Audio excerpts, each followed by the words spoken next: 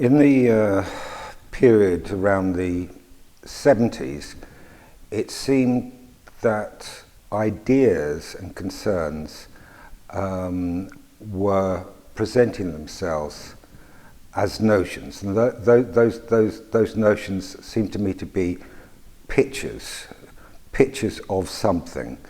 So it was a way that you came to terms with ideas through a picture of it. When trying to think of how one could make sense of this in terms of practice, given that previously I'd just been working with text, I looked for a way to embody images to operate in a similar way to text.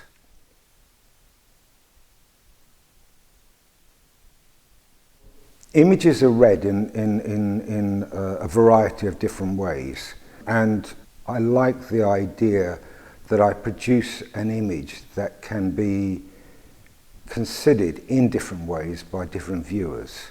So in some cases there is a contradiction. I like to use images that are familiar, that people initially feel very comfortable about. What I hope for is that they can't quite consume the image, so there has to be some kind of abrasiveness within the image, which may be a contradiction.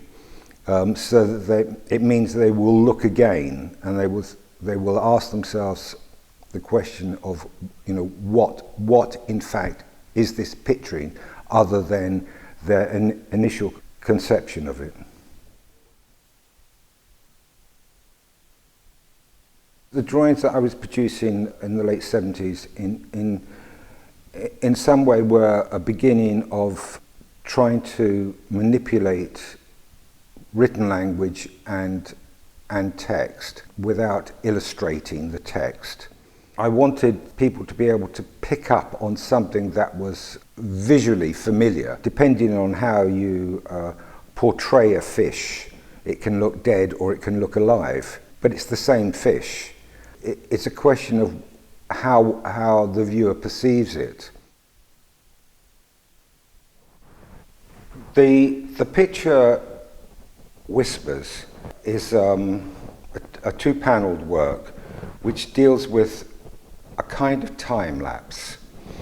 It plays with the notion of narrative in the same way as film or photography does.